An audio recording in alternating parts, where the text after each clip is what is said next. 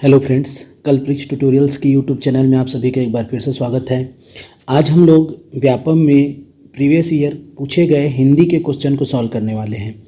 बहुत महत्वपूर्ण है और अच्छे से सभी को इसका आंसर दीजिएगा। चलिए तो स्टार्ट करते हैं। पहला क्वेश्चन है, निम्नलिखित काव्य पंक्तियों में से भ्रांतिमान अलंकार का उदाहरण है। ठीक है, भ्रांतिमान दोस्तों समझिएगा, भ्रांतिमान यानी भ्रम। भ्रांतिमान टाइप का एक अलंकार होता है संदेह। ठीक है, तो संदेह नहीं पूछ रहा है, पूछ रहा है भ्रम। तो इसका एग्जाम्पल हो जाएगा, इसका आंसर हो जाएगा एग्जाम्पल के तौर पे दिया हुआ है, पाए महावर दैन को नाइन बैठी आए, फिर जानी महावरी एड़ी मिलती जाए। इसका मतलब ये हुआ, देखो ये प्रसंग है। प्रसंग कौन सा है? जब नाइन आती है सीता माता को महावर लगाने, तो उनके एड़ी को देखकर, उनके पाँव को देखकर उनको ये भ्रम हो जाता है कि इसमें लगा हुआ है पहले से ही कि लगाना है महावर, क्योंकि इतना ज़्यादा गुलाबी होता है उनका पैर, उनको रगड़ रगड़ के वो धोते रहती है, क्योंकि उनको भ्रम रहता है कि लगा है कि लगाना है। तो उसी प्रसंग को इस पंक्ति के माध्यम से बताया गया है। तो इसमें भ्रम है, तो भ्रांतिमान अलंकार। ठीक है, चलो अगला देखेंगे। इसमें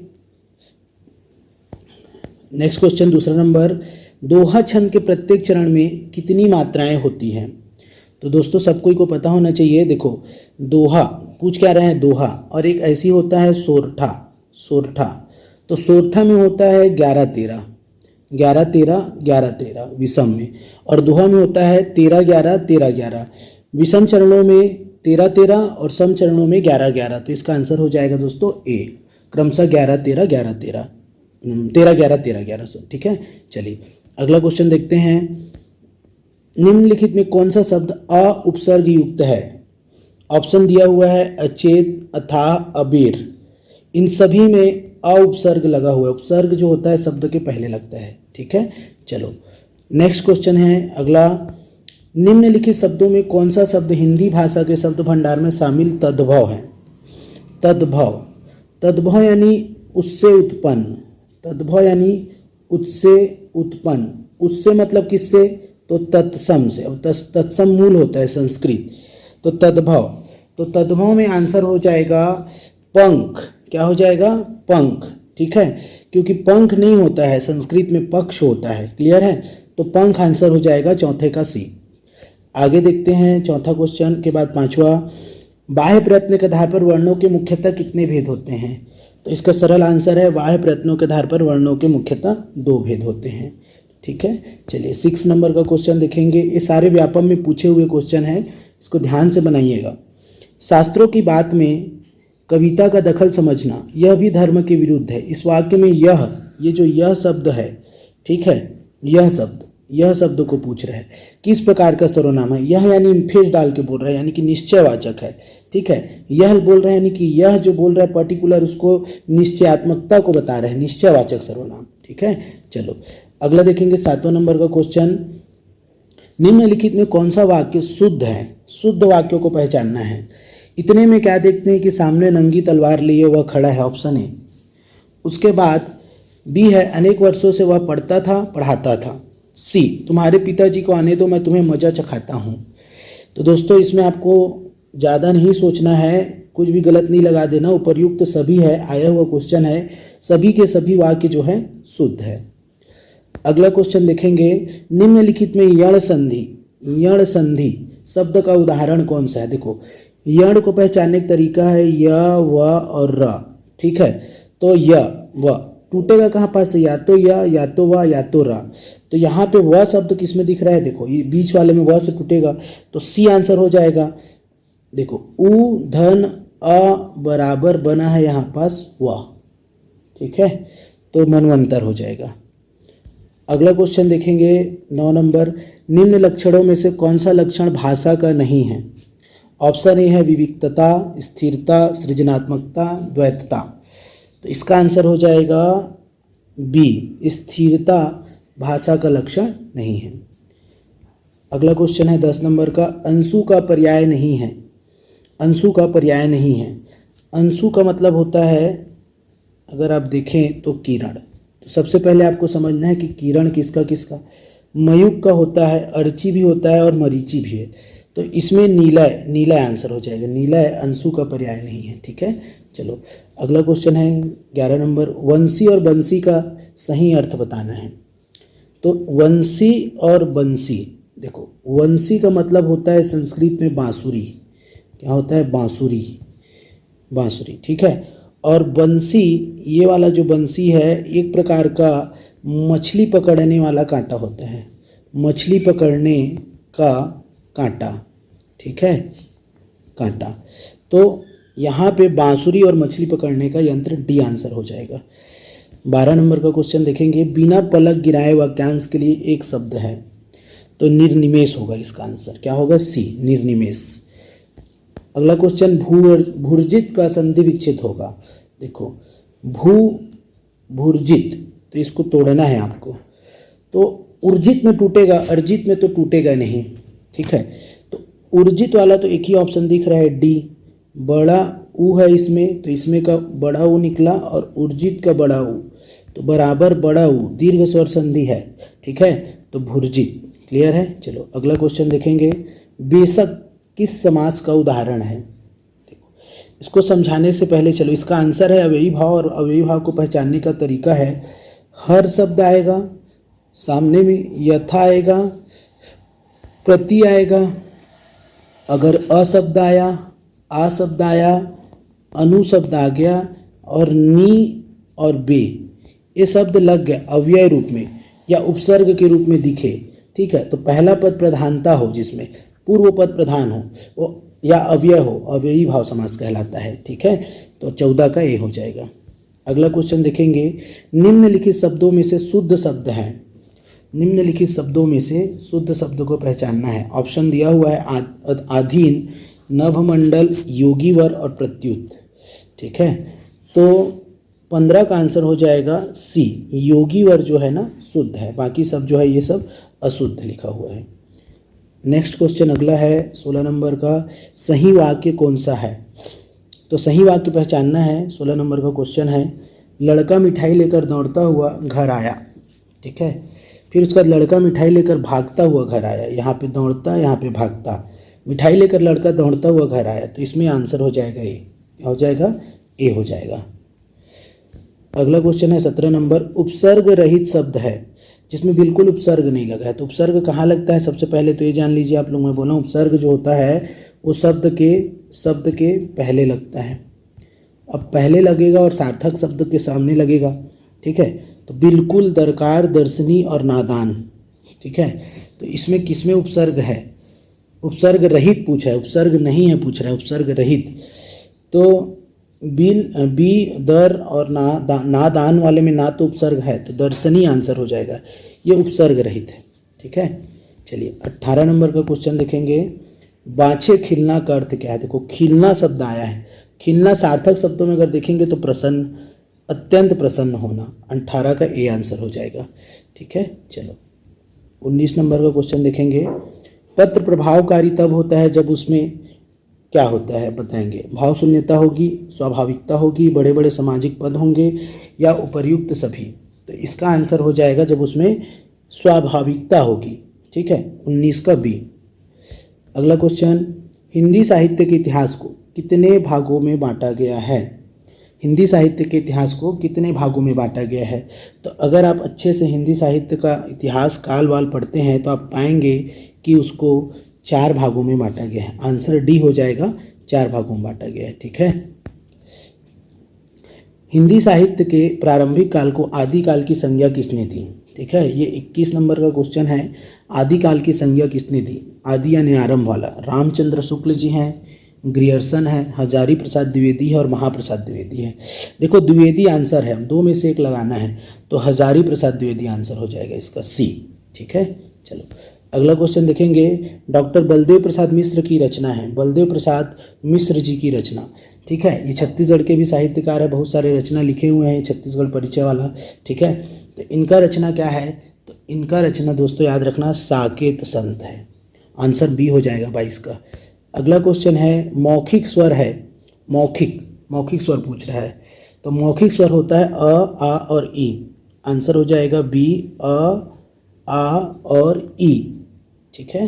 चलो अगला क्वेश्चन है 24 नंबर का, वचन के अधीन संज्ञा के रूप कितनी तरह से परिवर्तित होते हैं। वचन के अधीन पूछ क्या रहा है, वचन के अधीन संज्ञा के रूप कितनी तरह से परिवर्तित होते हैं। 4, 2, 3, 1। तो इसका भी आंसर होगा 2। ठीक है, कितनी तरह से, तो 2। अगला क्वेश्चन देखेंगे, स्वर ध्वनि वह है जिसके उच्चारण में, स्वर ध्वनि वह है जिसके उच्चारण में ऑप्शन दिया हुआ है, हवा मुख विवर से नहीं निकल जाती है, हवा अबाध गति से मुख विवर से निकल जाती है, हवा मंद गति से, ठीक है, निकलती है, और हवा मध्यम गति से। तो स्वर जो होता है एकदम स्वतंत्र होता है अबाध गति से। आंसर क्या हो जाएगा, अबाध गति से मुख विवर से निकल जाती है। 25 का हो जाएगा बी। चलो अगला क्वेश्चन देखेंगे, पलक, पलक किस भाषा का शब्द है। पलक जो है किस भाषा का शब्द है, संस्कृत, हिंदी, फारसी और अरबी। तो यहाँ पे याद रखना, पलक जो है फारसी भाषा का शब्द है। ठीक है, पलक जो है फारसी भाषा का शब्द है। ठीक है, चलो अगला क्वेश्चन देखेंगे,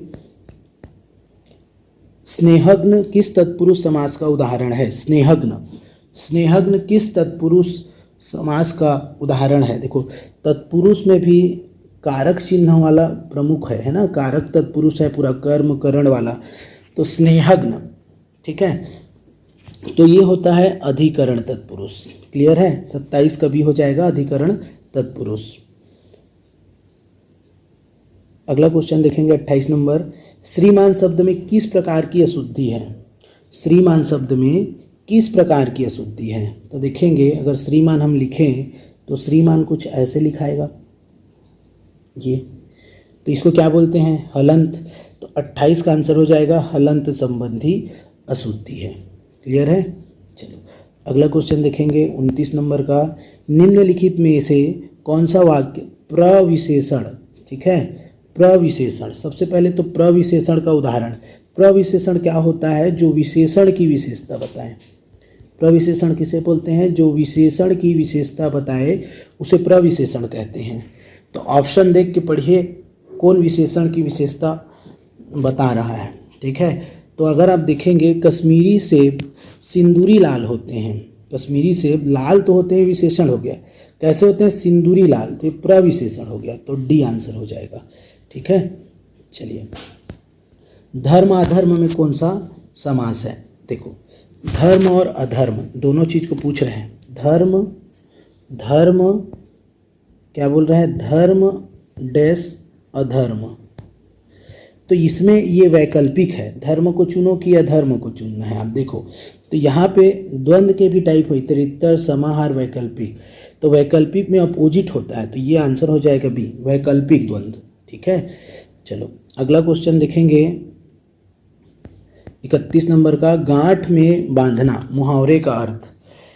मालदार होना, खूब याद रखना, बेफिक्र होना, मौका ताकना। ठीक है, गांठ में बांधना मुहावरे का अर्थ आपको बताना है। तो गांठ में बांध के रखा हूँ, गांठ में मतलब गांठ बांध के रख लिए, या किसी भी चीज़ को हम बोलते हैं ना, इसको गांठ बांध के रख लो, तो खूब याद रखना हो जाएगा भाई। ठीक है, देखिए ये पहला पार्ट है हिंदी का, पार्ट पहला। इसके बाद कई पार्ट में मिलेंगे 50-50 के सेट में। ठीक है, हिंदी में व्यापम ने जितने क्वेश्चन पूछे हैं और आगे जो बन सकते हैं उनसे संबंधित सारे MCQs इसमें कराया जाएगा। 32 नंबर का क्वेश्चन है, यावत जीवन किस समास का उदाहरण है। यावत जीवन किस समास का उदाहरण है। तो यथा, यथा वाला य, ठीक है, मतलब जन्म तक, मरण तक, जीवन तक, ऐसे शब्द कुछ भी आता है तोड़ने पर, तो उसमें आपको पहला पद प्रधान दिखे तो चुपचाप अव्ययी भाव लगाना है। 32 का ये हो जाएगा अव्ययी भाव समास। ठीक है, निम्न में से पुल्लिंग शब्द नहीं है। निम्न में से पुल्लिंग शब्द नहीं है। पुल्लिंग शब्द कौन सा नहीं है पूछ रहा है। ठीक है, तो पुल्लिंग शब्द अगर आप देखेंगे ना, तो जितने भी रत्न हैं सभी के सभी आपका देखेंगे तो जनरली वो होते हैं स्त्रीलिंग वगैरह में। ठीक है, तो यहाँ पे रत्न में मणि, मणि जो है ना, मणि वो आप देखेंगे तो ये स्त्रीलिंग है, पुल्लिंग नहीं है। ठीक है, चलो अगला देखते हैं, पर्यक शब्द का तद्भव होगा। पर्यक शब्द का तद्भव होगा 34। ठीक है, तो इसका तत्सम रूप होता है, ये तत्सम रूप है, इसका तद्भव रूप पर्यंक यानी होता है पलंग। ठीक है, तो पलंग। और तद्भव पूछे तो पर्यंक हो जाएगा या पर्यक हो जाएगा भाई, ठीक है। चलो तो इसका आंसर हो जाएगा ए। अगला क्वेश्चन है 35 नंबर का, निम्नलिखित में अर्ध स्वर है। अर्ध स्वर देखिए, य तो है ही, जनरली बुक में आपको क्या मिल जाएगा, य व, ये दोनों य अर्ध स्वर हैं। तो य व के साथ में तो दो ठो दिया हुआ है ऑप्शन, ये कट जाए। म तो व्यंजन है, पूरा पूरा व्यंजन है, म मनी लेना है। ह उसमें व्यंजन है, तो आंसर लिया गया है व्यापम के द्वारा य व और ह को, अर्ध स्वर ह को भी माना गया है। क्लियर है। चलो अगला क्वेश्चन देखेंगे 36 नंबर का, संकल्प किस संधि का उदाहरण है।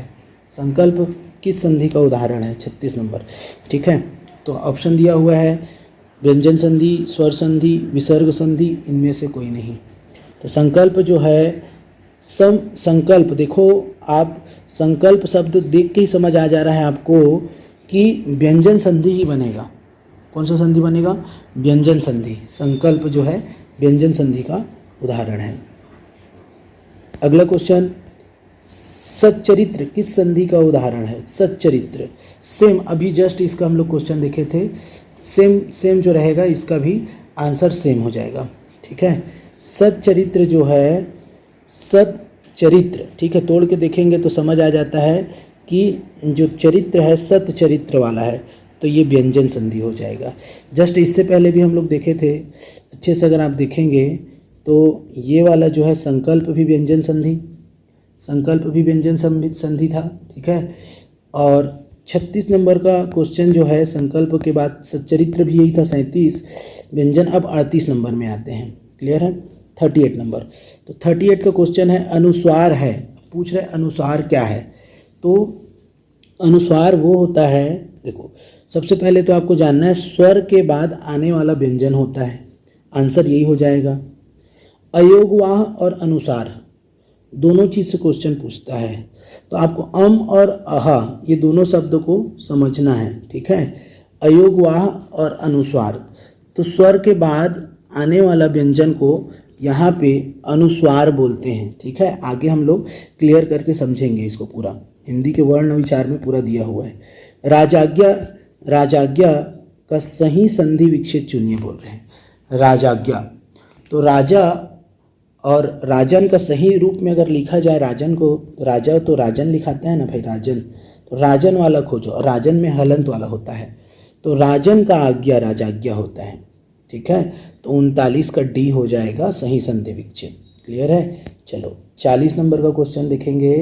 क्वेश्चन ये रहा, ये आपका, निम्नलिखित में कौन सा जोड़ा सही विलोम शब्द का नहीं है पूछ रहे हैं, नहीं है पूछ रहे हैं, पहले तो ध्यान से समझिए, ठीक है। सुदूर सन्निकट सही है। अनुरक्ति आसक्ति, ठीक है, अनुरक्ति आसक्ति, ठीक है, ये तो सेम हो गया, अनुरक्ति आसक्ति तो एक ही हो गया बात। शुष्क सिक्त गौरव लाघव, अनुरक्ति यानी किसी चीज़ के प्रति विशेष आसक्ति रुचि, तो वही चीज़ होता है, तो ये आपका पर्यायवाची टाइप का हो, 40 का बीज जो है, ठीक है। चलो 41 नंबर का क्वेश्चन देखेंगे, महत्वपूर्ण है। कहाँ राजा भोज कहाँ गंगू तेली, कहावत का अर्थ है कहाँ राजा भोज कहाँ गंगू तेली। सीधी सी बात है, यहाँ पे उच्च और साधारण की तुलना कैसी होगी भाई, उच्च और साधारण की तुलना कैसे होगी, तो आंसर हो जाएगा ए। क्लियर है। चलो तद्भव शब्द कौन सा है। तद्भव, तद्भव यानी संस्कृत से जो उत्पन्न हुआ है उसके समान, और तत्सम यानी उसके समय, उसके टाइप, मूल। तो तद्भव दधि कर्ण चक्षु और गाय, तो अगर आप संस्कृत में गाय को देखोगे, आंसर बता रहा हूँ डायरेक्ट, तो गाय को हम लोग गो बोलते हैं, गो, तो ये गाय जो होगा तद्भव होगा, ठीक है।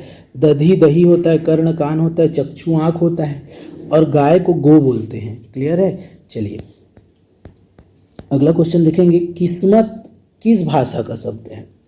किस्मत जो है किस भाषा का शब्द है, तो किस्मत जो है अगर अच्छे से आप पढ़ेंगे तो आपको मिलेगा अरबी में, अरबी में, क्योंकि इसको ट्रिक में अपन याद नहीं कर सकते कि बार में पूरा, आप एक बार पूरा फारसी पढ़ लो तो अरबी समझ आ जाएगा, या तो पूरा अरबी पढ़ लीजिए और फिर फारसी समझ आ जाएगा। तो किस्मत जो है आपको अरबी में मिलता है। क्लियर है। तो 43 का हो जाएगा बी अरबी। चलिए अगला क्वेश्चन देखेंगे, विदेशी शब्द कौन सा है। विदेशी यानी विदेशज पूछ रहे हैं, विदेशी, ठीक है। म्याऊं, पटपट, कारतूस, इनमें से कोई नहीं। तो ये कारतूस जो है, ये कारतूस जो शब्द है वो विदेशी है, याद रखेंगे। कारतूस शब्द जो है देशज नहीं है, विदेशज है, ठीक है। चलिए अगला क्वेश्चन देखेंगे हम लोग। मेघ शब्द का जो है पर्यायवाची है, ये पर्यायवाची, ठीक है। जलद, जलज, मेघालय। तो मेघ यानी बादल, और द शब्द जिसमें जुड़ता है द, जलद, ठीक है। जलज यानी कमल होता है। क्लियर है बातें। तो द शब्द आएगा तो देने वाला, ज यानी जन्म वाला, तो 45 का ए हो जाएगा आंसर। क्लियर है। चलो लास्ट 5 क्वेश्चन और बचा है। 50-50 के सेट पे पूरे व्यापम के हम लोग MCQ सॉल्व करेंगे। अथ का विलोम शब्द है। अथ का बहुत फेवरेट है व्यापम का, कई बार पूछा जा चुका है। अथ का इति ही लगा के आना है। अथ का क्या है? इति, ठीक है। अथ यानी आरंभ, इति यानी अंत होता है। क्लियर है। चलो अगला क्वेश्चन देखेंगे। निम्नलिखित, ये अगला क्वेश्चन ये रहा, गुण दोषों की परख करने वाला। गुण दोषों की परख करने वाला के लिए एक शब्द है जो गुण दोषों का परख करता है दोनों, ठीक है। तो यहाँ पे समालोचक, क्योंकि इसमें समालोचक शब्द है, गुण और दोष दोनों को देख रहे हैं। दोषों को देखता है तो आलोचक हो जाता, ठीक है, और गुण दोष की परख कर रहे हैं दोनों का तो समालोचक हो जाएगा भाई। क्लियर है। चलिए अगला क्वेश्चन देखेंगे 48 नंबर का। नाथ का अनेकार्थी, नाथ का अनेकार्थी शब्द है, ठीक है। अनेकार्थी यानी एक शब्द के बहुत सारे अलग अलग अर्थ निकलते हैं ना। तो नाथ यानी नाक से संबंधित लग रहा है, नाथ नथनी। तो बैल की नाक की रस्सी को भी नाथ बोलते हैं। क्लियर है। बैल की नाक की रस्सी को भी नाथ बोलते हैं। चलो 49 नंबर का क्वेश्चन। हरकत शब्द के अनेकार्थी शब्द हैं, है ना। हरकत का कौन सा शब्द जो है अनेकार्थी को इंगित करता है, कौन सा जो है पेयर है उसको बताना है। तो हरकत यानी क्या होता है? कुछ हरकत हुई, है ना। तो गति तो आएगा ही, तो गति जिसमें नहीं उसको काट दो। उद्देश्य कोई हरकत नहीं होता है, चेष्टा होता है। हरकत नहीं, चेष्टा क्या है? क्लियर है। 49 लास्ट क्वेश्चन है आज का। पहाड़ के ऊपर समभूमि, अनेक के लिए एक शब्द क्या है? मतलब एक अनेक शब्दों के लिए एक शब्द को पूछ रहा है और यहाँ पे कॉमा लगेगा यहाँ पास। पहाड़ के ऊपर समभूमि, अनेक के लिए जो ये अनेकार्थी शब्द है उसका अर्थ क्या है? तो इसको बोलते हैं, याद रखना, ऊपर वाले को अधित्यका बोलते हैं और नीचे वाले को बोलते हैं उपत्यका। अगर नीचे पूछता तो उपत्यका होता, ऊपर पूछ रहा है तो अधित्यका है। क्लियर है। तो ये हो गया आपका हिंदी का कंप्लीट एक सेट। दूसरा तीसरा करके इसके कंप्लीट सेट कराया जाएगा, ठीक है। चलो आज के लिए हम लोग इतना ही रखते हैं। Thank you.